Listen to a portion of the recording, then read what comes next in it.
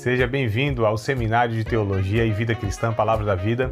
Você está em mais um curso de teologia cuja proposta é fazer alargar o seu conhecimento na área teológica, um curso descomplicado, contextualizado, provocativo, reflexivo e que faça sentido para a nossa vida cotidiana, porque entendemos que não só a construção conceitual da teologia, respeitando as correntes da teologia construída nesses quase 2000 anos, mas isso só não é suficiente. Nós pretendemos que a partir do entendimento bíblico, dos conceitos esclarecidos, nós possamos reproduzir isso em uma espiritualidade no nosso cotidiano. Algum ponto assim que vocês, de repente, sei lá, até mesmo depois da aula, né?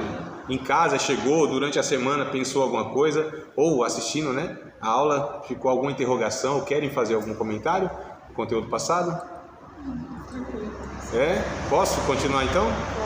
Então vamos lá. Então nós falamos sobre Jesus como tendo esse ofício, né, de profeta, sacerdote, e hoje então eu quero iniciar, e aqui acredito que vai ser bem objetivo, Jesus como rei, né? Mas não como rei como a gente imagina, né? Ou como imaginaram Jesus como rei, ou como esperavam Jesus como rei. Porque Jesus, ele foi crucificado por uma frustração, na verdade, da nação. Porque a nação tinha uma expectativa de vir um rei à semelhança de Davi, né? Isso era a expectativa da nação desde que veio Davi. Davi foi um rei que projetou Israel para o mundo, né? Impôs respeito. Deus, através de Davi, estruturou uma nação assim em todos os sentidos que vocês possam imaginar. Então Davi, ele era um cara assim único, né? Então um poeta, um guerreiro, um adorador, assim, qualidades absurdas que tinha Davi. Davi é quem organiza toda a estrutura de adoração do sacerdócio, né? Os corais, toda essa questão de música, é Davi quem estrutura isso. A questão militar, Davi também impôs respeito, né? A gente vê lá desde quando ele era mais novo lá e tal, quando foi enfrentar o Golias, né? Então percebia que era uma pessoa impetuosa, né? Uma pessoa muito, né? E como, né? Menino e todo aquele povo de guerra, e ele não temeu nem um pouco. Mas ali não era apenas uma coragem em si, era um zelo absurdo que Davi tinha pelo nome de Deus. A fé em Deus. Exatamente. Né? Quando naquela ocasião ele disse assim: quem é esse incircunciso filisteu que está afrontando o exército do Deus vivo? Então não era nenhuma questão pessoal, Davi nunca tinha projeto pessoal, sempre essa questão remetendo à honra de Deus, à glória de Deus, né? Então a qualidade é assim absurda nesse sentido. Então assim, um adorador nato, né? A gente percebe também pelos salmos, na vida de Davi, pode, para dar uma amenizada, né? Nos ruídos aí, né? Acho que não vai chegar mais ninguém, eu acho. Chegar e bate na porta. É isso, dá uma amenizada, dá uma melhorada, né? Ou não? Esses furos. Mas vamos lá, vamos ver se a gente. Então, amados, o que acontece? Essa expectativa, né, de Jesus ser esse que viesse na mesma pegada de Davi, aquele que vi. Porque assim, a gente precisa entender também o cenário histórico. Israel estava sendo dominado por Roma, pelos romanos. Então havia toda aquela questão, né, do domínio mesmo. Então Israel estava assim já subjugado e queria se livrar de tudo aquilo, pagando imposto, né? Roma ditando as regras, as leis e tal. Embora o Império Romano dava uma certa liberdade, inclusive religiosa, né, que Israel tinha, né? Mas mesmo assim ainda era subjugado. Então eles ansiavam esse rei como Davi, que viesse para libertar mesmo, né? Que viesse para estar quebrando esse jugo aí de uma nação estrangeira. E Jesus, ele não se mostra com nenhuma disposição, né? Não tem. Jesus não veio com esse intuito. Judas se decepcionou por causa disso. Simão, o Zelote, que era de uma seita quase que uma questão política, né? Também veio. Os discípulos de Jesus eram uma variação enorme, né? Então você tinha lá, né, pessoas de todas as camadas da sociedade e tal. Mas enfim, quando Jesus foi preso por Pilatos, se não me falha a memória, o Herodes ou Pilatos, acho que é Pilatos, e pergunta: você é rei mesmo? Disse: para isso eu nasci.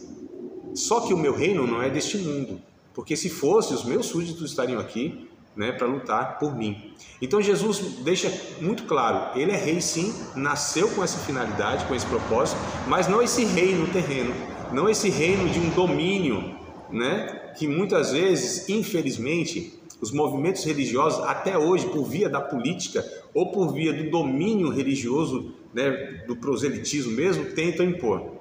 Então isso é desejo humano. Jesus nunca propôs isso. O reinado, por assim dizer, de Cristo é na vida das pessoas, nos corações das pessoas. E nunca por um domínio, nunca por um constrangimento, por uma imposição.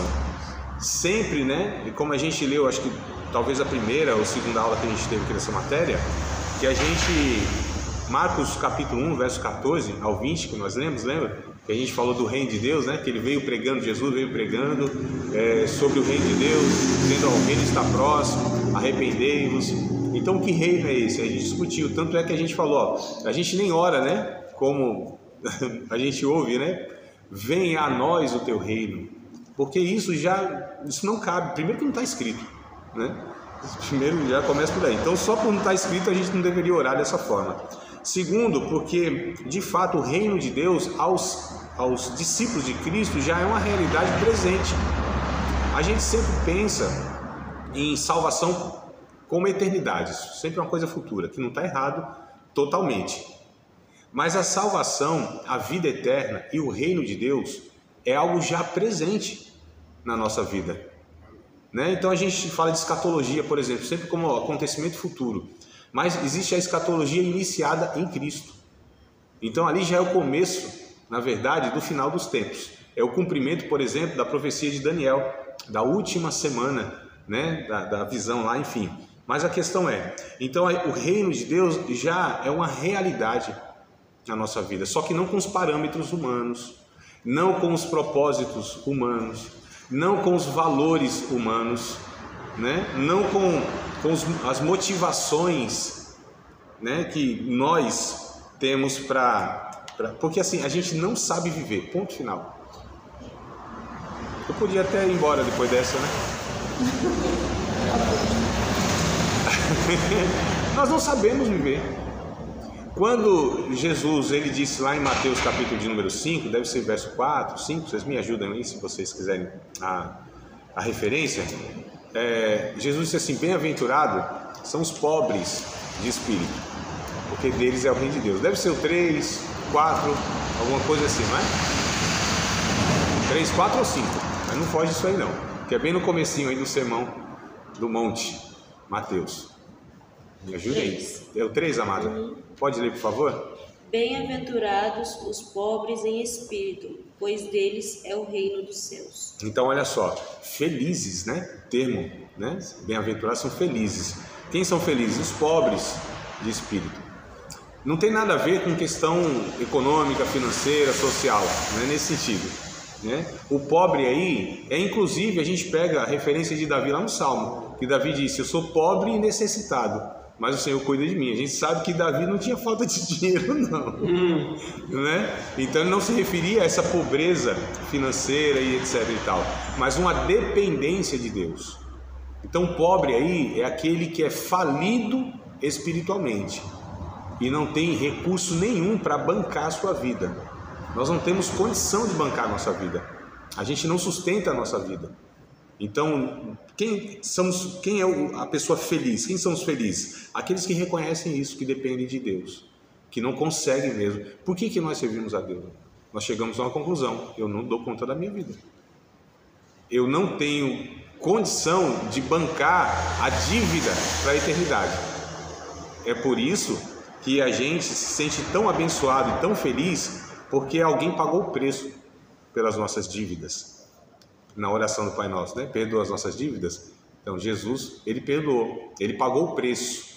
Nós não temos condição de quitar nenhum boletim diante de Deus, né? E aí a gente percebe que Jesus veio trazendo uma proposta, que é de ser rei, mas rei sobre a vida do coração humano, que é o Lucas capítulo número 17, verso 20 e 21, que nós lemos também. Vocês lembram desse texto?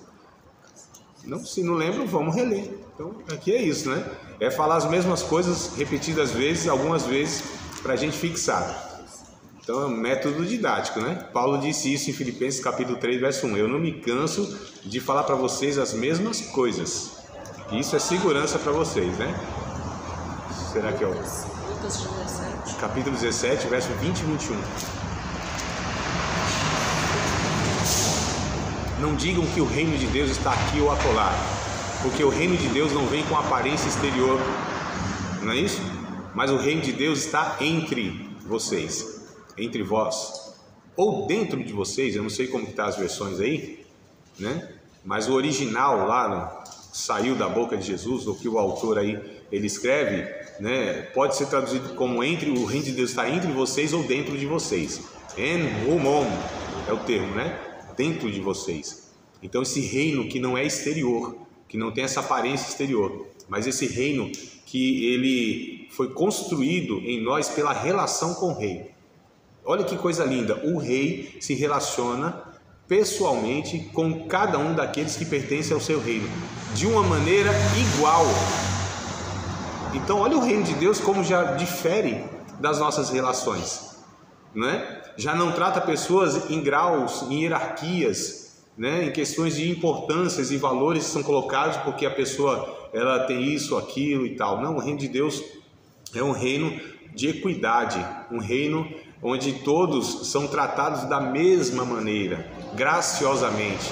Não há diferença, não há privilégios, bem diferente das nossas estruturas e organizações, sejam elas religiosas, políticas ou de outra ordem.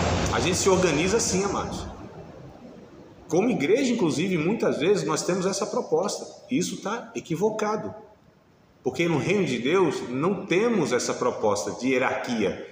Pelo contrário, se tiver uma hierarquia, Jesus disse, é invertida, viu? O maior serve o menor, o maior serve o menor. Quem quiser ser o primeiro, seja o último. Os ministros que nós chamamos os obreiros, pastores e tudo mais, por Paulo são chamados de remadores dos remos inferiores, ou seja, escravo dos escravos. Então, na lógica humana e religiosa, a gente pensa que os obreiros são superiores, mas na proposta bíblica eles são inferiores. Paulo, ele disse assim, eu tenho para mim que nós apóstolos fomos colocados por último, como lixo de todos, escória do mundo. Não é possível tanto sofrimento. Né? O apóstolo, né? Porque hoje a gente tem uma onda apostólica no nosso país tupiniquim, né? Onde adotaram mais esse título de vaidade, não pelo ofício, mas porque consideraram que um título ele é inferior, de pastor não se contentavam mais, bispo parece que foi um negócio meio ultrapassado, e aí colocaram apóstolo na ideia de que é superior, né? Não no sentido da palavra bíblica apóstolo, que é o enviado, missionário, pioneiro, desbravador, aquele que vai onde Cristo ainda não foi anunciado, que aí é bíblico. Mas a gente vê hoje muitas vezes, infelizmente, não estou generalizando, mas eu estou falando naquilo que eu observo, né? Dos que eu tenho contato, que não é bem bíblico, né? O motivo de terem os títulos, mas enfim, nesse entendimento todo equivocado. Então interessante que Jesus, como rei, ele veio para governar sobre tudo e sobre todos. Então Jesus é soberano? É soberano. Jesus ele tinha poder ilimitado, um poder que poderia subjugar Roma facilmente, os demônios nem se fala, né? Como ele lidou tão facilmente, sem sofrimento nenhum, a autoridade que Jesus tinha. E ele nem usou tanto do poder em si. Nunca vi Jesus sofrendo para expulsar um demônio, gritando, fazendo alarde. Era simples, cala-te, sai dele, acabou. Antes que ele falasse qualquer coisa, os demônios mais viessem antes do tempo nos atormentar. Né? Até Jesus era tão bonzinho, às vezes com o demônio, que até a oração dos demônios ele atendeu. Senhor, não manda a gente para o abismo, não deixa a gente entrar naqueles povos, então vai. Então, oração por oração atendida, até demônio é atendido na oração. Não é verdade? Nessa perspectiva? É porque a gente vai criando uns negócios na cabeça, né? Mas enfim. Eu já comecei chocando assim, né? Hebreus capítulo 7, verso 1 ao 3, falando do reinado de Cristo. O reino de Deus. Os teólogos latinos, eles gostam mais e eles usam esse termo, ao invés de reino de Deus, é reinado de Deus, tá? Por que eles dizem isso? Porque não é apenas esse reino impositivo, estrutural, mas é uma relação. O reinado é uma relação que o rei tem. Essa relação de proximidade, né? Essa relação não de poder, não de domínio, mas sim de serviço e sacrifício. Então o que vale no reino de Deus é o serviço e o sacrifício. Eu acho muito interessante essa perspectiva, que é algo que não nos agrada. Quanto mais poderosos nós nos tornamos, serviço e sacrifício não faz parte do vocabulário, né? Quanto mais influência, quanto mais recurso, parece que sacrifício e serviço estão fora da perspectiva de quem vai adquirindo essas coisas. É uma coisa absurda. E a gente vê no reino de Deus é o contrário. Quanto mais poder, mais sacrifício e mais serviço. Percebam, amados, como é o oposto, né? Mas no Hebreus, capítulo de número 7, verso 1 ao 3, vai falar de um personagem lá do Antigo Testamento, né? Que ele é um tipo de Jesus, né?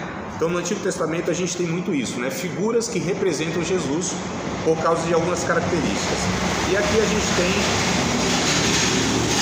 tem um rei chamado Melquisedeque. Diz assim, ó: porque este Melquisedeque, que era rei de Salém e sacerdote do Deus Altíssimo, que saiu ao encontro de Abraão quando ele regressava da matança dos reis e o abençoou. Então aqui, ó, tem uma figura um tanto quanto enigmática, que é esse cidadão chamado de Melquisedeque.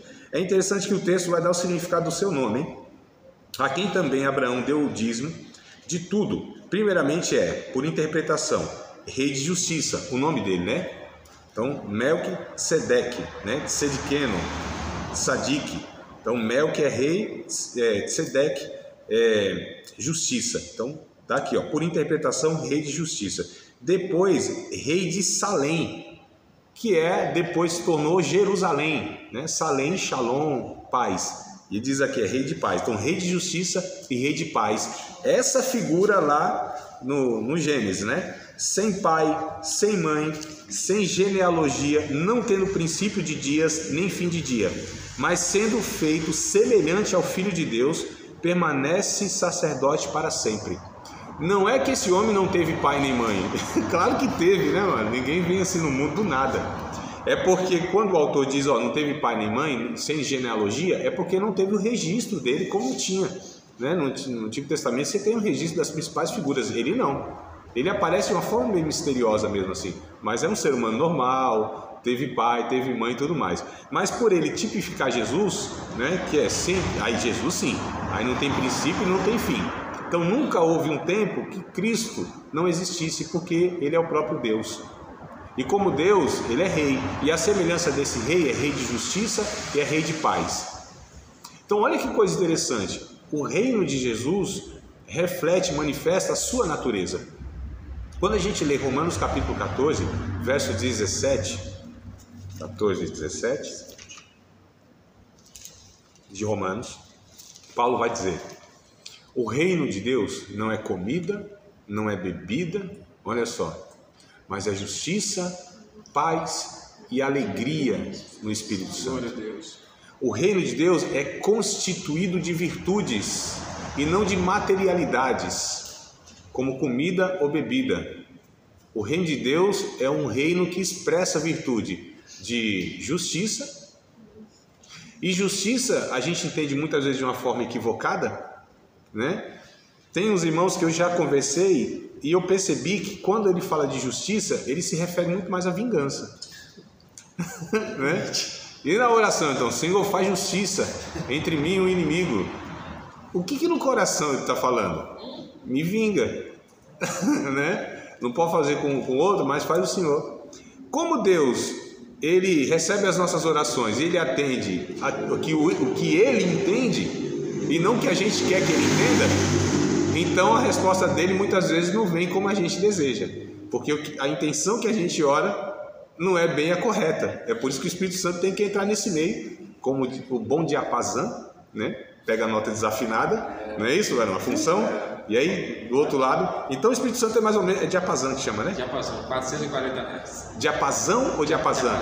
Diapasão. Então, diapasão é um instrumento que afina as notas, né? Põe aqui, ele equaliza ali, harmoniza. Então o Espírito Santo faz isso. Pega esse destoamento nosso, né? Esse desafinamento nosso. E aí ele afina isso, traduz, e Deus fala, tá bom. Então ele não está sabendo orar, mas o Espírito Santo que sabe orar, né? Nós não sabemos mesmo, a Bíblia declara, e aí ele traduziu. Aí quando a gente fala, Senhor, faz justiça a respeito do meu inimigo, aí Deus, tá bom, você quer que eu inocente ele então, né? Porque na ótica de Deus, justificar o outro é inocentar o outro. Se nós somos justificados com a justiça de Cristo, então se a gente pede para fazer justiça, Deus vai fazer com o nosso inimigo aquilo que fez com a gente. Nos justificou, nos inocentou. Aí Deus abençoa mais ele ainda. Então a gente orou todo torto, mas isso foi consertado, porque Jesus ensinou isso. Que a gente tem que fazer o que com os inimigos? Orar. Falar bem de quem fala mal. Não é isso? Aquele que te pediu para andar uma milha, vai 2. Então assim, vence o mal com o bem. Castiga ele na bondade. Né? Açoita com a misericórdia. Devolve com a generosidade. Isso é reino de Deus, amados. Isso aqui é o reino de Deus. É constituído de justiça, de paz.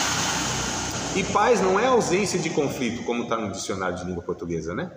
Procura paz lá, está ausência de conflito. A paz que excede todo entendimento, que é a palavra shalom do Antigo Testamento, né? A paz, ela é muito mais do que ausência de conflito. A paz é que, embora tenha os conflitos, mas há uma segurança, há uma tranquilidade, há uma firmeza, né? Que a gente chama de fé. Então fé não é para vencer as adversidades que elas acabem, é para que, porque assim, amados, a gente pensa sempre em fé e milagre no sentido de sanar as dificuldades, né, que a gente está passando, as adversidades. Então muitas vezes a fé não vai fazer com que Deus acalme a tempestade na minha vida, mas Deus vai ser o barquinho para me conduzir por essa tempestade, para que eu não naufrague no meio dela. Mas a tempestade muitas vezes não vai cessar. Então a paz se instala mesmo em meio à guerra, em conflitos. A pessoa apaziguada. E aí no Sermão do Monte, no capítulo 5, né, um pouquinho depois lá do que foi lido, Jesus diz assim, bem-aventurados são os pacificadores. Agora só pode ser pacificador quem é pacificado antes. E como diz o profeta ou o poeta, quem está em paz consigo não quer guerra com ninguém. Quem é da música sabe, né? Que não é do Arraial Gospel, né? Então... não sabe, não? Tá vendo? Né? E não é da geração da minha, né? Geração passada aí, né? Eu não vou falar nunca que é o Lulu Santos, jamais. Então o que acontece, querido? Eu acho que é, não é? Então, é porque a gente escandaliza, né, quando a gente fala assim, pega umas referências, né? A gente só considera que quem fala a verdade está na boca até do diabo, vocês sabiam disso, né? Então, as verdades são declaradas até para aqueles que não confessam Cristo. A gente só precisa identificar se é verdade, porque verdade é verdade na boca de qualquer um. Verdade. Né? Então, aqui, queridos, Mateus capítulo 28, verso 18, voltando lá ou indo para os evangelhos, falando do Jesus como rei, né? Desculpa, eu falei de justiça, de paz e não falei da alegria, né? Que são as virtudes. Então, justiça, paz e alegria no Espírito Santo. Então, alegria também não é como a gente pensa, que é uma pessoa que sempre vai viver com prazeres, sorrindo. Não, a alegria é o contentamento em Deus. Então, a alegria não é essa alegria humana. Existe um aspecto do fruto do Espírito Santo que está lá em Gálatas 5:22, que um deles é o gozo, que é a alegria. E esse gozo, essa alegria, ela tem uma fonte que é o próprio Senhor. Não são as circunstâncias externas e nem a interna. É uma fonte que vem pelo motivo de sermos salvos. Não pelas realizações que vão dando certo. Não pelas coisas que a gente vai conseguindo fazer, os sonhos concretizados, ou as coisas que vão prosperando segundo a nossa ótica. Mas é uma alegria que ultrapassa, que excede toda essa realidade aqui. Porque as alegrias que aqui nós temos, e a felicidade aqui, ela é momentânea. E só existe alegria porque tem algo chamado tristeza. Parece óbvio. Mas como que eu saberia o que é alegria se eu não experimentei a tristeza para contrapor e para ter, porque eu sou alegre sempre, né? E aí, meu irmão, só vitória, só bênção, só alegria. Mentira. Isso é um alienado. Isso é um adestramento religioso. Às vezes não é uma questão de hipocrisia em si. A gente é treinado, não, é só, né, alegria como se fosse sorrindo toda hora. Não, é um contentamento. Eu estou contente. Eu aprendi a contentar-me com o que tenho. Você está abatido, você ter escassez em abundância, posso todas as coisas naquele que me fortalece. Então esse posso todas as coisas naquele que me fortalece posso estar abatido, posso não ter o que comer, posso estar enfermo e com dificuldade. Eu aprendi, eu tenho contentamento em Deus e não nessas coisas. É como ser sempre agradecido. Exato, a gratidão. O mesmo Paulo ele diz, né? E aí por todas as coisas, né? Sim, as sim. boas e as más. Sim. O agradecimento não é uma alienação que as coisas estão difíceis. Não é esse negócio, né? O Senhor está tudo bem. Não, o Senhor está ruim. O negócio está difícil. O Senhor está complicado aqui. O Senhor me sustenta porque eu não sei nem para onde eu vou. Não tenho estrutura para fazer isso aqui. Mas eu me contento na minha salvação. Eu tenho alegria em Ti. Mas o negócio está ruim. Então não é uma alienação da realidade. O dar graças... Tá fácil, mas eu agradeço. Glória a Deus. Também, né? Exato. Na prisão, açoitados. Exatamente. E a gente tem assim, exemplos sobejos na Bíblia, em toda a Bíblia, principalmente na vida dos apóstolos, né? O próprio Cristo na vida dos apóstolos, aos montes. O próprio Paulo que escreve Filipenses, ele tem um tema, essa carta, que é a alegria. Agora o contexto dele está preso, apanhou muito, está encarcerado, e ele escreve para os irmãos: se alegrem sempre no Senhor. Outra vez vos digo, se alegrem. A palavra nem é alegria, né? Que ele usa, né? É regozijai-vos no Senhor. O regozijo é uma verberação do gozo. Então é um gozo sobre o gozo. É uma alegria que não acaba e vem outra alegria em cima. Sabe uma cachoeira de alegria? É o regozijo. Regozijai-vos sempre no Senhor. Outra vez vos digo, regozijai-vos. Agora onde é a fonte que ele tira da sua alegria? No Senhor. Regozijai-vos no Senhor. Então as circunstâncias adversas de Paulo não determinava se ele era feliz. Ele poderia estar triste. É um estado, não é uma existência. Então quando as coisas dão certo, a gente se alegra mesmo, glória a Deus. Quando dão errado, a alegria da salvação em Deus, ela não é abalada. Jesus enviou um bocado de gente lá, várias cidades, foram de 2 em 2, voltaram, expulsando demônio, curando enfermidades. Isso aí, o negócio funciona mesmo, hein? Que coisa boa, os demônios se sujeitam, as enfermidades saem. Então assim, a questão espiritual estava indo muito bem. A gente se alegra que esses negócios dão certo, né? Salvação de pessoas, edificação de vidas, cura de enfermo, libertação, né, de gente oprimida. Essas coisas alegram a gente, né? Olha só, Deus está operando, Deus está agindo através da minha vida. E aí Jesus viu aquela situação e ele falou: não, vocês estão colocando a fonte da alegria de vocês no lugar errado. Não se alegre porque os demônios se sujeitam a vocês. Alegrai-vos antes pelo fato do vosso nome estar escrito no livro da vida. Glória a Deus. Porque se a notícia e a segurança que a gente tem que o nosso nome está no livro da vida, que nós somos salvos, não for suficiente para nos fazer felizes, nada mais neste mundo, nessa vida, poderá ser suficiente para preencher isso. Porque senão a gente fica sempre na abstinência de mais uma alegria, de mais uma vitória, sabe? De mais uma profecia, de mais uma porta aberta, de mais uma provisão. É uma droga.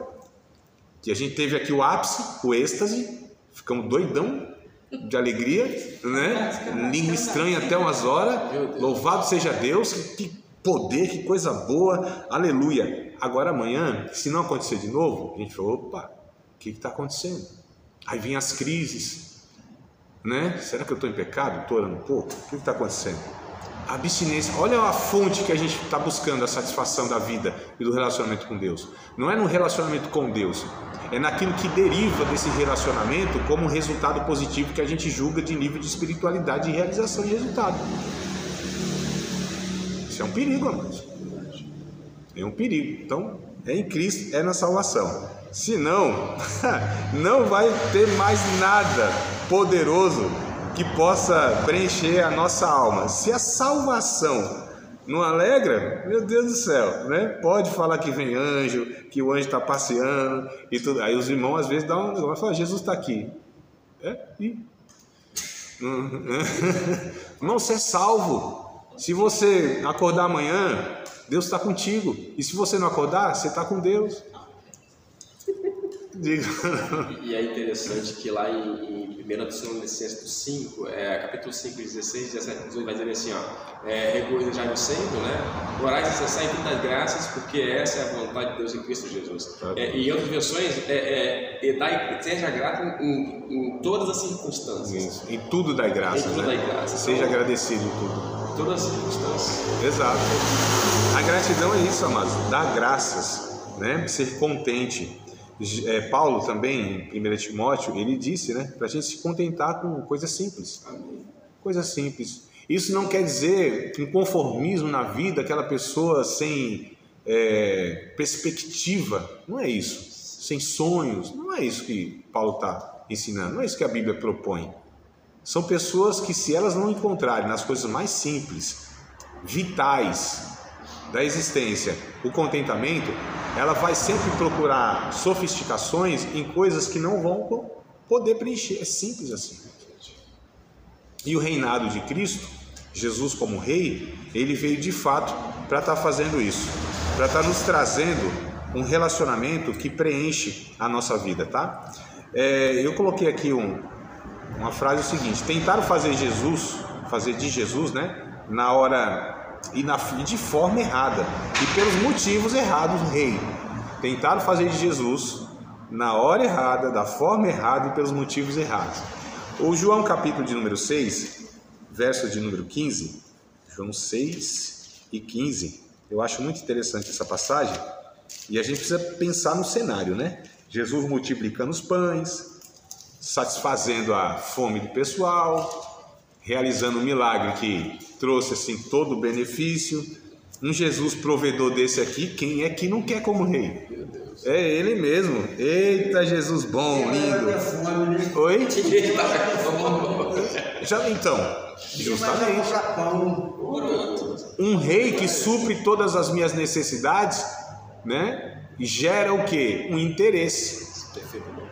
A pergunta é, e quando Jesus fala assim, não vou multiplicar o pão hoje? Então a gente estava se relacionando com um benefício ou com uma pessoa, né?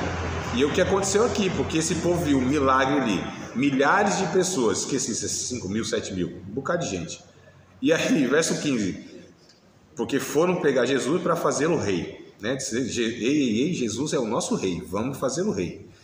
Sabendo, pois, Jesus que haviam de arrebatá-lo para o fazerem rei, tornou a retirar-se ele só para o monte. Por que Jesus fez isso? Justamente por conta dessa motivação equivocada. E aí Jesus dá aquele sermão, né? Aquele sabão, e fala para esses camaradas aqui um monte de coisa. E aí é interessante, estou procurando o texto aqui, é o 6 mesmo, meu pai, é que está lá na frente.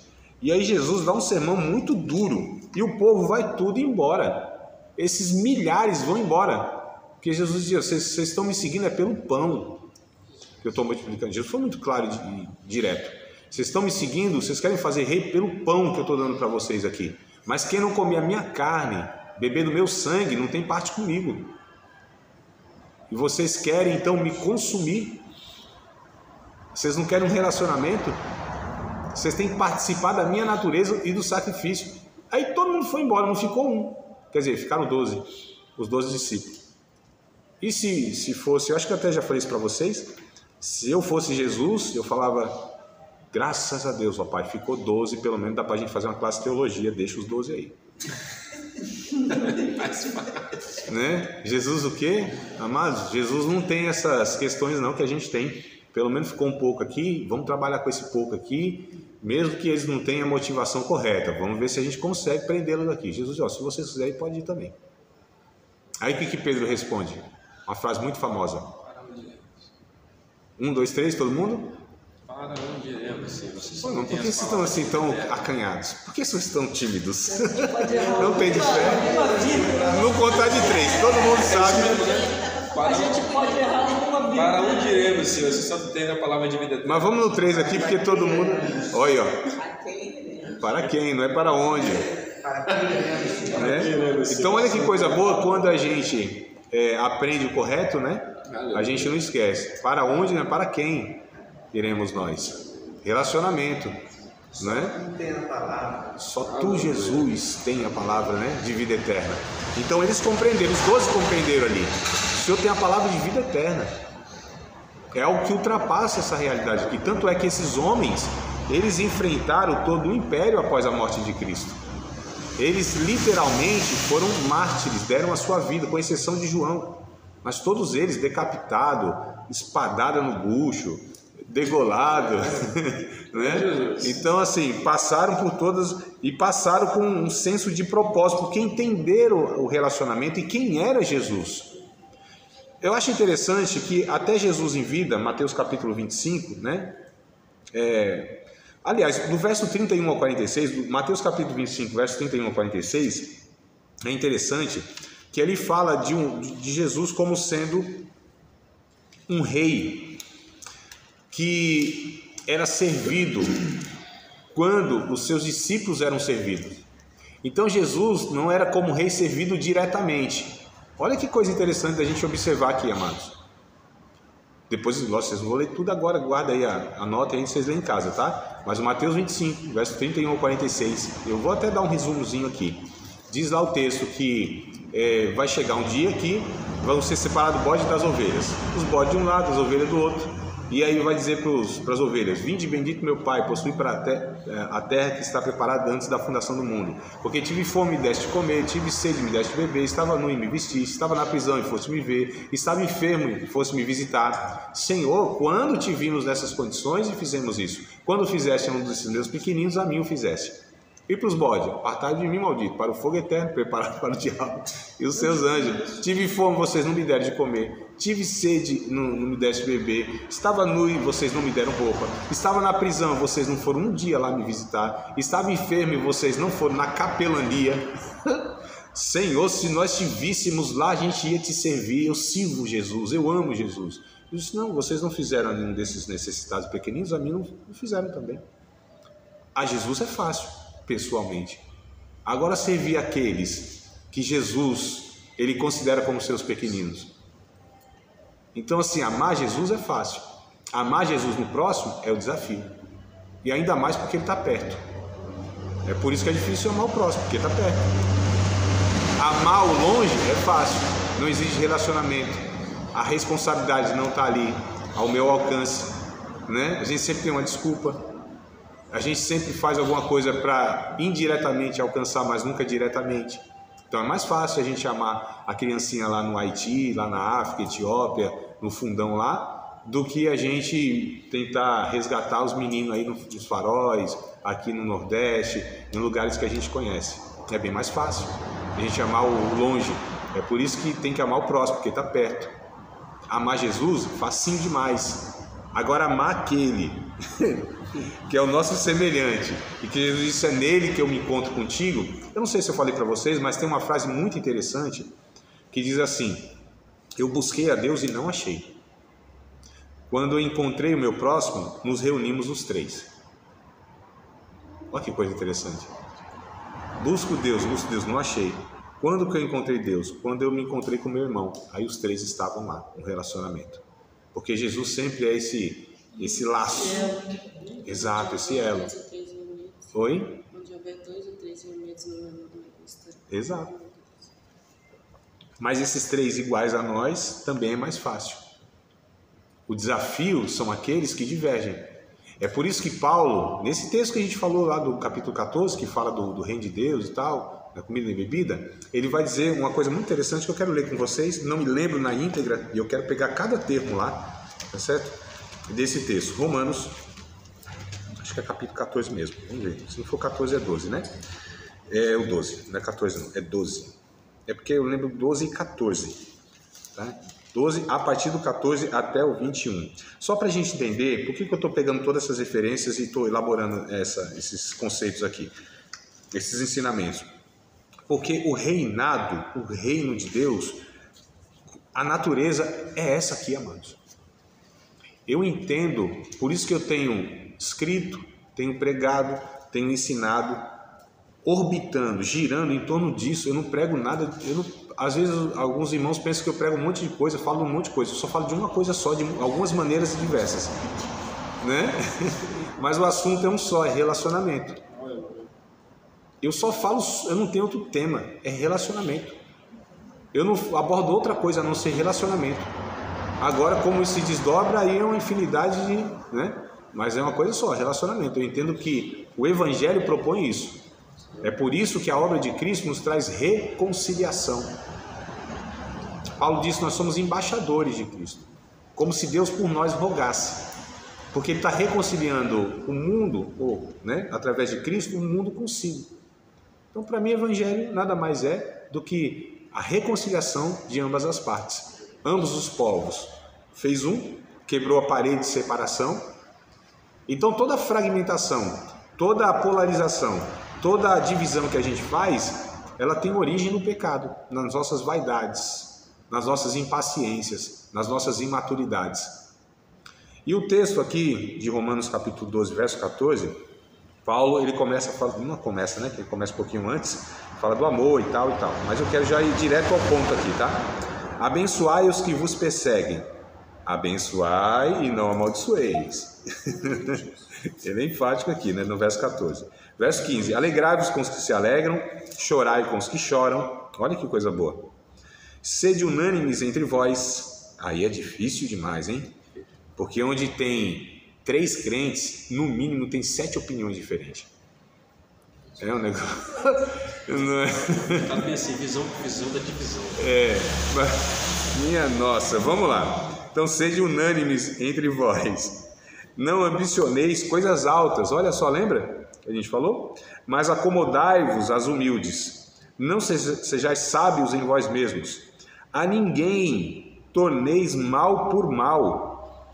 Amados, um homem na história recente, ele disse o seguinte, o tal do Gandhi, olho por olho, né? O Gandhi foi uma pessoa importantíssima, né? Gandhi, ele se parecia com Jesus em muitos aspectos, amados. Tanto é que Gandhi, conta-se a história, né? Não sei nem se exatamente é uma história, né? Ou é uma história. Eu acredito, aliás, que pode ser verdade sim, conhecendo, né, algumas coisas, que ele foi entrar na igreja, que ele já era conhecido naquela época, né, que ele foi entrar na igreja protestante. E ele disse, Gandhi, a gente não quer você aqui não. Indiana, aquela coisa toda. Disse, tudo bem, não tem problema, não volto aqui, vocês não me querem aqui, eu não volto aqui. Aí perguntaram, mas você não acredita em Cristo? Ele falou assim, em Cristo sim, nos cristãos que eu não acredito. Então, é uma diferença muito grande, né? E as virtudes, esse homem, franzino, não sei se vocês já viram, franzino, sem armamento nenhum, ele venceu um império, amados, com o quê? Com a pacificação. E ele disse, se a gente for viver de olho por olho e dente por dente, que é inclusive, né, que a Bíblia ensina, que a gente não deve viver assim, não vai subsistir ninguém. Eu vou até um pouquinho mais além. Se a gente viver de olho por olho e dente por dente, vai acabar todo mundo cego e banguelo, né? Brincadeiras à parte, vamos voltar aqui. Ninguém torneis mal por mal. Procurai as coisas honestas perante todos os homens. Olha o verso 18. Se possível, como Paulo é conectado com a vida e com a realidade, irmãos. Ele sabe muito bem, ele conhece as relações humanas. Ele sabe coisas que dependem de um, dependem de dois. E ele diz, se possível, quando estiver em vós, quando depender de vocês. Então nem sempre a gente consegue fazer com que o outro compreenda e abrace as nossas virtudes. Mas se depender de mim, né? Tende paz com todos os homens. Não vos vingueis a vós mesmos, amados, mas dai lugar à ira. Esse dar lugar à ira é o seguinte, ó, não, porque Tiago vai dizer, a ira do homem não opera a justiça de Deus. Então dar lugar à ira não é para eu extravasar a minha ira, mas dar lugar à ira de Deus. né? Olha só, dai lugar à ira, porque aí está escrito, minha é a vingança. Então a vingança de Deus é justa, não é injusta como a nossa. Nós não sabemos retribuir justamente na mesma medida, mas a ofensa que a gente recebeu sempre vai ser um pouquinho mais, sempre vai ser injusta. Então é por isso que Deus não delegou a nós a resolver as pendengas, as arengas, as pendências relacionais. E sempre para a gente buscar entregar a Deus. Deus sim, justamente Ele aplica o que tem que aplicar na medida certa. Então Deus se vingando, não há pecado em Deus, não há ira em Deus. Aliás, a ira de Deus, na verdade, é uma ira justa. É a manifestação da sua santidade contra a ofensa, o pecado e a injustiça. Na medida exata. Nós, amados, eu me lembro quando eu era menino, quando eu apanhava de um, e chegava depois meus amigos, e eu pedia para segurar o outro, para eu descontar a ofensa que eu tinha recebido. Você pensa que era a mesma intensidade, o mesmo cascudo? Não. Agora a vingança, né? Então quando a gente vai exercer isso, é sempre desmedido, sempre injusto. A gente não tem a noção dessas coisas. É por isso que Paulo... Deus trabalha a ira dele, né? Oi? Deus trabalha a ira dele, a vingança dele. É porque é justa. É porque é justa. Quando Jesus foi ao templo que eles vinham, comerciavam no templo, ele preparou um chicote, ele não pegou um chicote qualquer, um qualquer lá, e se quebrando tudo. Ele confeccionou, né? Preparou um chicote de 3 dólares, construiu um chicote, construiu um chicote. Isso. E foi lá e chicoteou uma pessoa com um chicote que ele construiu. Ele não passou a mão na cadeira e saiu quebrando tudo. Não foi no ímpeto, né? Na raiva. Foi na raiva. Na força do ódio. Não foi na semana do TPM. Ele se preparou. Né? Não foi no momento que as dívidas estavam fortes. Não foi na raiva que o menino fez. Ele extrapola, né? A gente vai lá e quer acabar com a vida do sujeito igual. Agora, interessante, irmão Marcos, você trouxe essa passagem aí, a gente precisa ter cuidado no sentido que Jesus não chicoteou ninguém. Jesus não agrediu uma só pessoa. E a motivação dele, os discípulos mesmo identificaram. Lembraram do Salmo, estava escrito, o zelo da tua casa é que me devorou. Então a ira em si não é pecado. Tanto é que Paulo diz, irem-se, mas não pequem. Porque há uma ira que é justa se a fonte for santa, justa. E mesmo assim, olha como a gente é tão ruim, não sabe lidar com essas coisas. Ainda que a gente, a ira seja motivada por um zelo, né, de Deus e etc e tal, mas a forma como a gente faz muitas vezes é desmedida e a gente já acabou até com aquilo que era justificado. Deus não, a fonte é justa e a forma também é. Nós somos desequilibrados em todos os sentidos, também nesse. Há um desequilíbrio na nossa vida. A gente não tem, não é? Está pensando, eu sei, a gente sabe, né? Não sei se está pensando na sua vida ou na dos outros, mas todo mundo é isso aí mesmo. Tá vendo? Então pronto, tá vendo? Olha o espelho da palavra aqui se apresentando diante de nós. Minha é a vingança, eu recompensarei, diz o Senhor. Agora o verso 20 e 21, eu quero trazer um destaque um pouco maior. Porque se o teu inimigo, olha o que a Bíblia ensina, isso aqui é o provérbio lá, né, do Antigo Testamento. Se o teu inimigo tiver fome, dá-lhe de comer. Tem uns que só fica no dá-lhe, né? Se ele tiver fome, vou dar-lhe. Dá-lhe de comer. Se tiver sede, dá-lhe de beber. Porque fazendo isto, amontoarás brasa de fogo sobre a cabeça dele. Cuidado com a interpretação, né?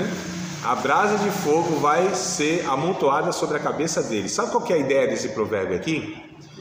Quando alguém, né, nos ofende, nos maltrata, esse inimigo, a gente faz o bem, a gente retribui com a generosidade, a gente paga com o bem.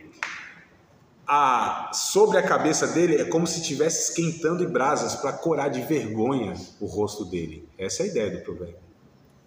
Brasas de fogo vai se amontoar sobre a cabeça dele, vai ficar envergonhado, cara vermelha. Amados, constrange a educação, a gentileza. Constrange, eu já passei umas dessas. Eu sendo constrangido pela gentileza do outro. Vou contar só um pecadozinho meu aqui, coisa rápida, básica, tá? Um dia eu estava no trânsito. O trânsito eu acho que é um bom termômetro para mostrar para a gente como que está o fruto do Espírito na nossa vida, a paciência, a resiliência, né? A empatia.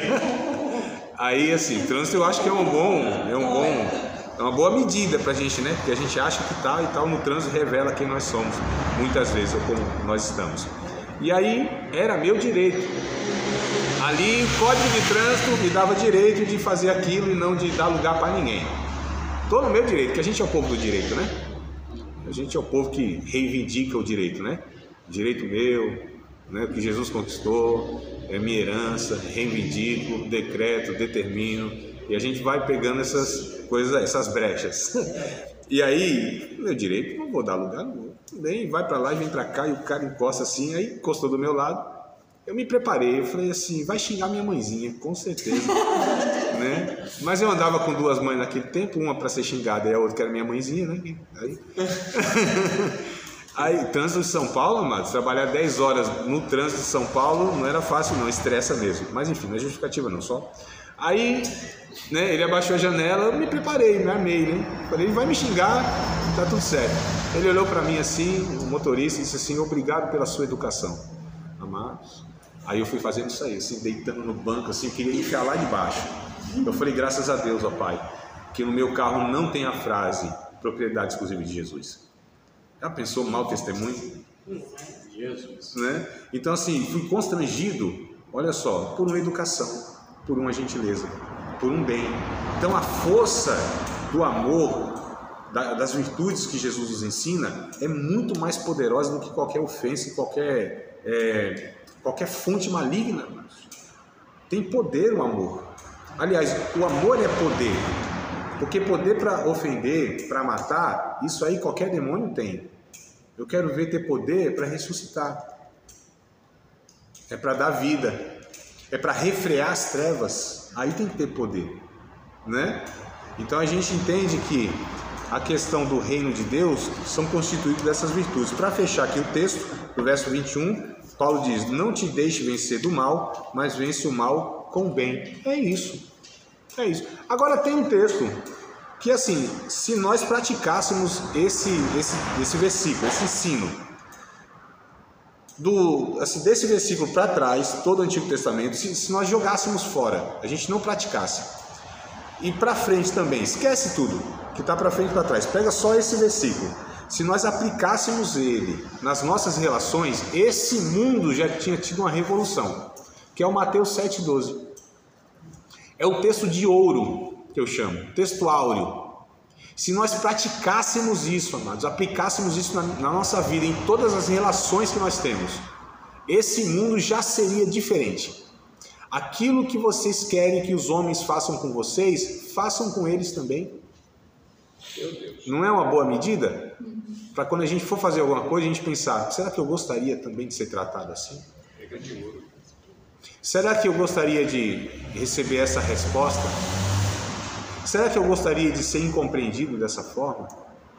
Olha só, amados, só esse ensino bíblico, fora todos os tantos outros que tem, só esse mudaria a humanidade, pode ter certeza, se fosse aplicado, né? Só para a gente entender qual é a proposta do reino de Deus, que tipo de relacionamento é esse, amados?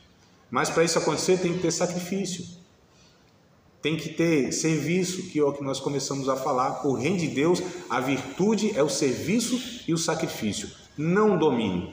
Toda a proposta de domínio, seja nas micro-relações ou nas macros, ela mais se assemelha ao império das trevas do que ao reino de Deus. Deus tem poder para dominar tudo se Ele quiser, no estalar de dedos. Mas Ele não escolheu se relacionar com ninguém dessa forma. Ou é por amor, ou é num relacionamento onde as pessoas reconhecem a sua natureza e quem Ele é, ou Deus não vai constranger ninguém e nem vai comprar a adoração de ninguém, que foi a acusação de Satanás para Deus a respeito de Jó. Amados, a gente pensa que Satanás está acusando Jó. Jó não tem nada a ver com a conversa ali de Satanás. Jó, ele está acusando é Deus de comprar a adoração desses seres humaninhos. É em vão que ele te adora? O Senhor tem cercado ele de bens? Tira tudo para o Senhor ver, se ele não blasfema na tua cara. Deus disse, tá bom, então, vai lá. Sua alma não quer minha. Faz o que você tem que fazer lá. e dá aí, né, para Satanás essa permissão. E aí Jó perde 10 filhos num dia só. Eu fico imaginando, 10 caixões, um pai e uma mãe num dia só, vê lá. Dá para conceber uma ideia dessa? Eu não tenho condição. Perde-se, era rico, mas assim, o mais rico de todo o Oriente. Calcula-se hoje, fizeram lá uma estimativa, né? Lógico, comparando o que era riqueza na época e tudo mais. Com hoje, nenhum desses que são os mais ricos da história, né, mais moderna, não chega nem aos pés do que Jó tinha. Era um homem assim, riquíssimo mesmo, de todo o Oriente. Enfim, perde toda a riqueza, perde a saúde, até a mulher vai embora, fica lá, os amigos ainda afligem ele até umas horas, e mesmo assim ele não abre a boca para blasfemar de Deus. Deus estava falando, tá vendo, Satanás? Quando esses homens entendem quem eu sou, eles me adoram e me servem, pelo entendimento de quem eu sou, não o que eu posso fazer por eles. Então Jó entendeu qual é o relacionamento. E a gente tem 12 homens no Novo Testamento que nos mostra mais ou menos também esse negócio. Só que dos 12, 11 não entenderam.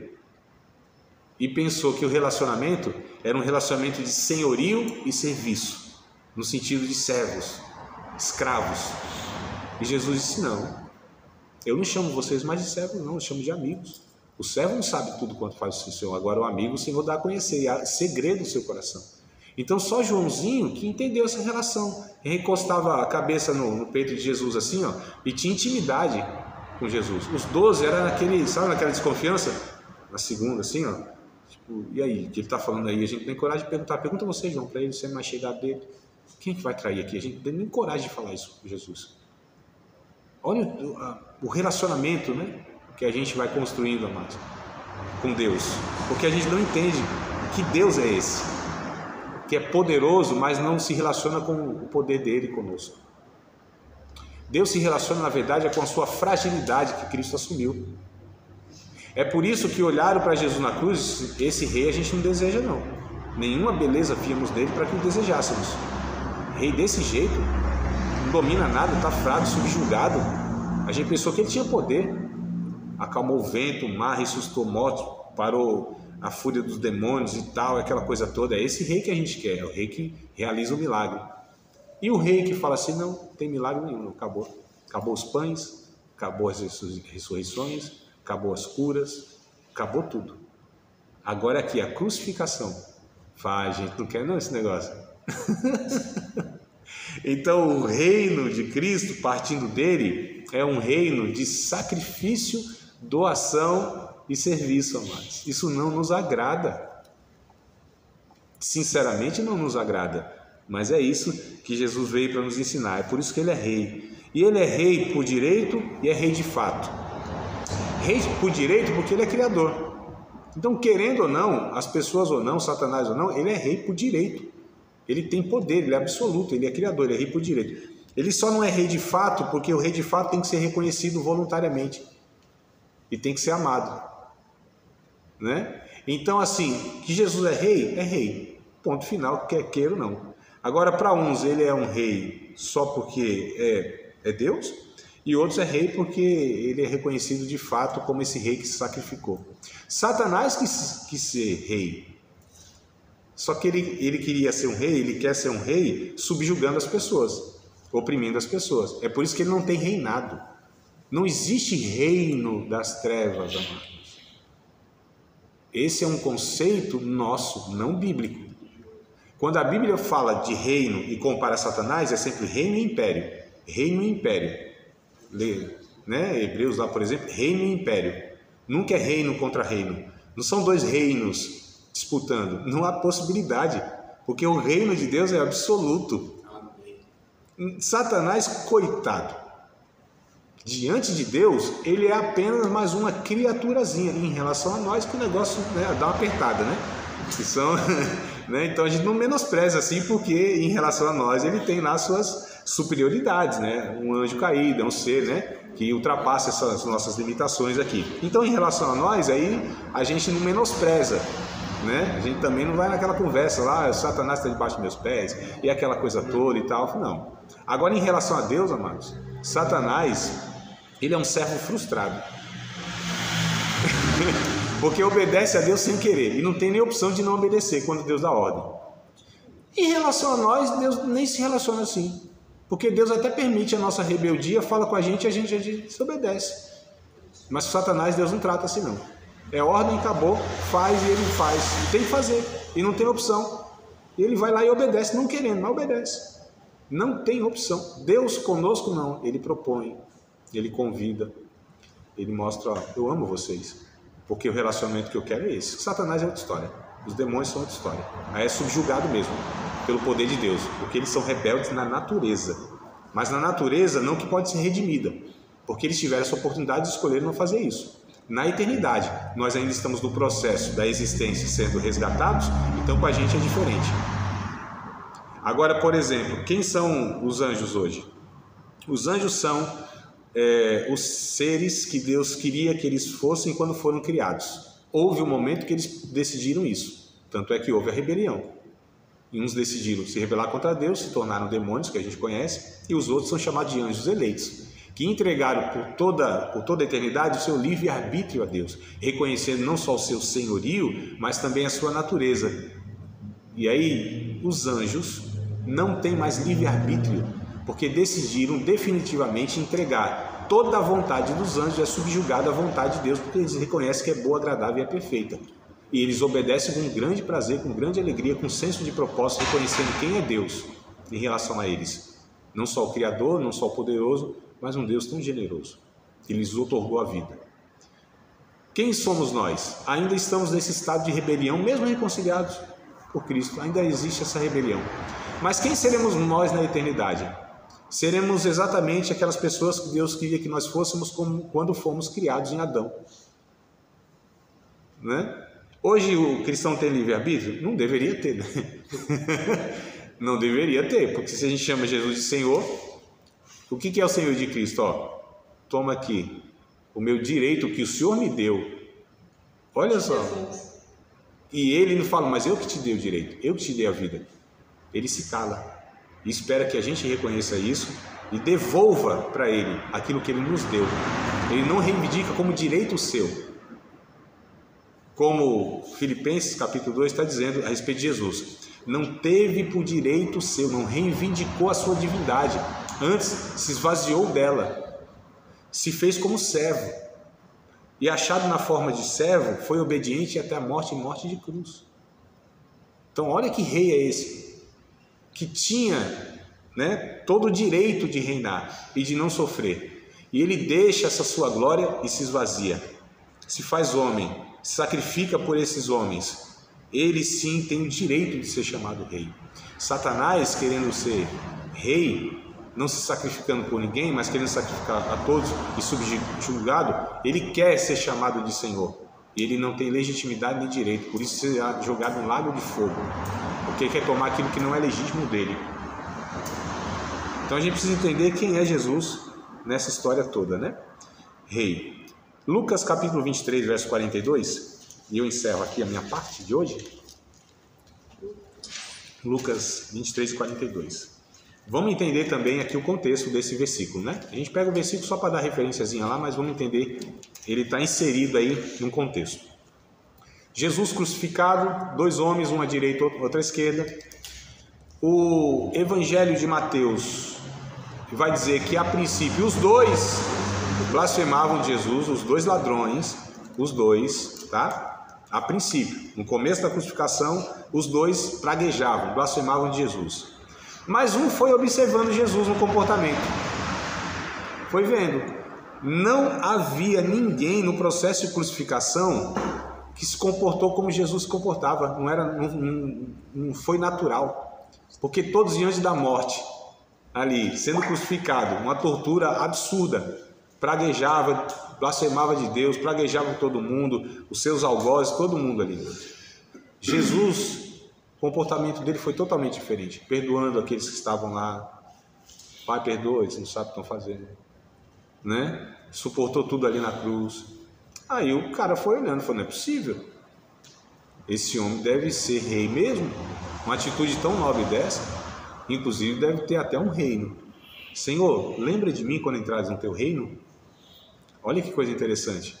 Então, na cruz do Calvário, pela atitude de Jesus, ele foi reconhecido como um rei e que tinha um reino por um ladrão. E o primeiro a entrar no paraíso foi esse cidadão. Olha o evangelho, amados. Quando Jesus ressuscita, para quem ele aparece primeiro? Por uma mulher de fama duvidosa, Maria Madalena. Quem é que entra primeiro no paraíso? Um ex-criminoso. Que reino é esse, pelo amor de Deus? Que rei é esse que é chamado de amigo de publicano e pecadores? Que rei é esse que não leva em conta o passado e não leva em conta as falhas dessas pessoas que ele se relaciona? Que rei é esse que não respeita a aparência soberba de ninguém? Que não é comprado por nada nem por ninguém? Que não está interessado no que as pessoas podem retribuir para ele? Que ama, ponto final, se entrega, ponto final, serve, ponto final. Mas é rei, meu Deus do céu. Mas é isso, esse é o nosso rei. Esse é o nosso Jesus, que tem toda a autoridade e não usa essa autoridade para se beneficiar, e sempre para resgatar as pessoas. Quando foram prender Jesus, eu acho que eu até falei para vocês em alguma aula, e aí veio, né, ali na madrugada, uma multidão e tal, prender Jesus, o Pedrão, se vou defender o mestre aqui, né, sacou-lhe da espada, mirou no meio da moleira do homem, penso eu. Mas sabe como é sanguíneo, né? É ruim, é sanguíneo, ele erra a venta do cara, acerta a cabeça, o pescoço, tudo, mas não vai, que é sanguíneo, impetuoso, raiva, adrenalina 200 por hora. E aí vai, aí erra e corta a orelha do cidadão, né? Aí Jesus pega, eu fico imaginando a cena, né? Aquela multidão, aquele alvoroço, Pedro tentando rasgar uma meia dúzia com a espada, o homem assim, ó, imagina, se pegou aqui, ó, a primeira coisa que ele fez foi isso aqui, ó, no escuro, sangrando, uma dor lascada, aí talvez abaixa para pegar a orelha para ver se tem ali em algum lugar, né? Vocês estão brincando? É isso mesmo, deve ser isso aí, imagina. E aí vai pegando, aí quando ele se depara assim, Jesus pegando a orelha assim, colocando nele e olhando no olho dele, e cura. Pedro, põe a espada na bainha, porque se eu quisesse, eu rogaria o Pai agora, e ele enviaria 72 mil anjos, já estou traduzindo aqui, 72 mil anjos para me livrar aqui. Tinha poder ou não tinha, mano? Tinha, com certeza. Mas muito poder. Não, não é muito poder, é todo poder. Amém. 72 mil anjos à disposição de Jesus acabaria com o universo facinho. Eu não estou exagerando em nada aqui. Se a gente pega a referência do Antigo Testamento, que um único anjo, ó aqui, ó, um único anjo, em uma noite, um único anjo, em uma noite, matou 185 mil soldados de guerra. Em uma noite. Aquele anjo nem suou no canto da orelha. Não fez força nenhuma, não. Esses seres são, né, representam o poder de Deus em certa medida. Um anjo matou 185 mil. Imagina 72 mil desse. O poder disponível para Jesus. Jesus usa do seu poder para se livrar? Não. Ele renuncia aquilo e se entrega. Quem vocês estão buscando? Sou eu? Estou aqui. Quando Jesus fala, é bem curioso o texto, porque quando Jesus fala, sou eu, todo mundo cai de joelho assim. Talvez Jesus, ih, rapaziada, desculpa aí, falei como Deus, né? Pode se levantar, estou me entregando. E aí, são uns textos meio curiosos, né? Que a gente fica pensando assim, né? Ué, Jesus falou, sou eu e todo mundo ali.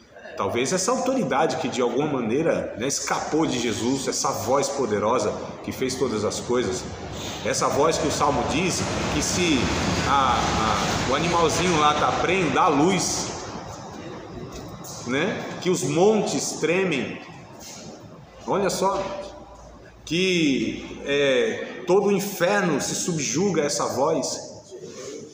voz que um dia disse, haja, e houve mesmo. Tudo surgiu absolutamente do nada. Essa voz que quando Lázaro ouviu, lá da eternidade, teve que vir a vida novamente.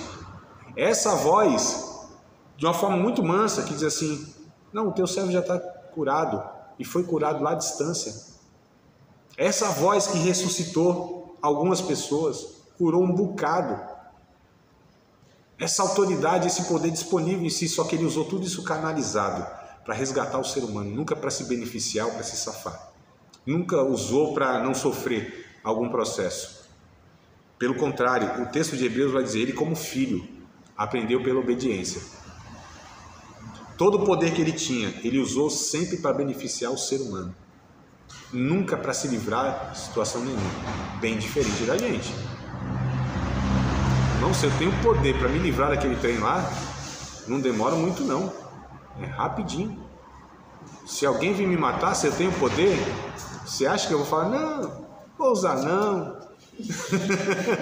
Mas nós seríamos assim, né? Mas Jesus não. Então só para a gente entender de quem que a gente está falando, que rei é esse, que não tem nada a ver aí com nenhum tipo de rei que a gente conhece, muito menos com a nossa natureza, né? Vocês querem perguntar alguma coisa fácil e rápida? Imagina quando Jesus bradou na cruz, né? Essa mesma voz que vocês estão falando aí, a terra tremeu. Aí aquele povo ali tremeu todo ele, né? Um até reconheceu, né? O resto eu não sei não. Mas um até falou, eita, acho que era filho de Deus mesmo. Acho que muitos ali caíram com a cara no colo realmente. Alguns sim. Alguns reconheceram. Que a Bíblia diz, né? Que é um soldado lá, não é? Soldado. É um soldado, né? Romano que dizia, esse era filho de Deus mesmo. Mas não foi nem pela questão da voz em si. Foi a questão que quando ele morre, aí a natureza dá uma abalada, né? Terremotozinho, o sol se escurece. Então a própria natureza ali foi afetada de alguma maneira, porque ali estava o Rei dos Reis, estava o Todo-Poderoso, se entregando, o Criador, se entregando voluntariamente. A morte não o matou, amados. A gente tem umas conversas aí nas músicas, né? Diz assim, quem matou Jesus? Meus pecados. Mentira. Os romanos, muito menos. Os judeus, também não. Jesus disse, ninguém me tira a vida, ninguém tem poder para me tirar a vida. É eu que a dou voluntariamente e depois torno a tomá-la novamente. A morte não tem poder nenhum, nem ninguém tinha poder. O tal do Pilatos lá falou assim, tu não sabe que eu tenho poder para te soltar e para livrar? Tem não. Se o meu pai do alto não te concedesse isso, não fizesse essa concessão, você não teria poder sobre mim em relação a nada. Olha só, amados. As pessoas que não perceberam, a gente que não percebe. E a gente acha que Jesus tem dado o poder para a gente se livrar de todas as situações. E o poder que Jesus propõe, na perspectiva do seu reino, é o poder de Atos 1:8. Que a gente que é uma veia pentecostal, sabe muito bem desse texto aí. Se nem pegar na Bíblia, vocês sabem. Mas pode pegar também na Bíblia. Lembra do Atos 1:8, não? E recebereis poder, virtude do Espírito Santo que vai descer sobre vocês. E vocês vão ser minhas testemunhas. Vocês vão ser minhas testemunhas em Jerusalém, Judéia, Samaria e até os confins da terra. Aí fala, nossa, eu recebi poder para testemunhar de Cristo. Então, mas a gente precisa compreender o que saiu da boca de Jesus. Principalmente nessa palavra, vocês vão receber poder para testemunhar. A palavra lá, que Jesus disse, vocês vão receber dunamis, que vem a nossa palavra dinamite, né? Poder, dinamite, para serem mártires. É o que está escrito lá, o que saiu da boca de Jesus, é o que está escrito lá no original. Vocês vão receber poder para serem mártires. Poder para morrer. Não é para matar e nem para preservar a vida. É o que está escrito lá. Esse morrer para serem mártires, né? Esse morrer está no sentido literal ou espiritual? Não, espiritual não. Eu falo tanto nessa questão de morrer para nós mesmos, né? Sim. Também, os dois. Nos dois sentidos pode ser aplicado. Mas a conotação que a gente... Porque não pode estar separado do outro. Então não tem como. Não tem como uma pessoa ser mártir e não morrer para si mesmo. Então, assim, se desdobra, são os dois significados, mas é inseparável. Não tem como ser só um ou só outro. Ou um sem outro. De fato, eu recebo poder para morrer, né? E poder para morrer. E ainda perdoar, né? Sim, não, morrer perdoando. Morrer perdoando. Se como Estevão. Exato. Perfeitamente. Exato. Como Estevão, que imitou Jesus, né? que os mártires, nos 300 primeiros anos ali da igreja, fizeram isso, aos montes, aos milhares, talvez aos milhões, não sei, mas aos montes. Eles morriam diante dos seus algozes, e tem aí histórias aos montes, assim, que a gente fala, meu Deus do céu, eles entenderam de fato o que é o Evangelho, né? Nós somos chamados para quê? Para morrer, para ser mártir.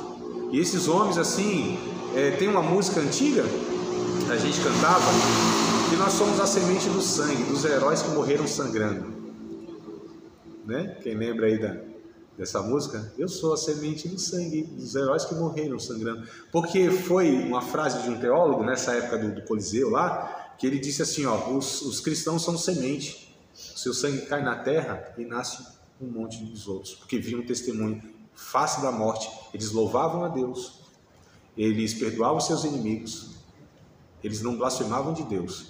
Então, o sangue derramado dos cristãos era semente. Olha só, amados. Depois a gente vai estudar a história da igreja, a gente vai ver como isso se dobrou em séculos e séculos. Participar de mais uma aula de um dos nossos cursos, Seminário de Teologia, Vida Cristã, Palavra da Vida. Espero que tenha te abençoado, não só alargado o seu conhecimento teológico, mas que tenha também atingido o teu coração para que você possa, a cada dia mais, reproduzir a vida de Deus nas suas relações cotidianas. Se você ainda não é aluno oficial de um dos nossos cursos, se inscreva aqui no contato que vai aparecer do WhatsApp. Também nos siga nas redes sociais, se inscreva no nosso canal, compartilhe à vontade e Deus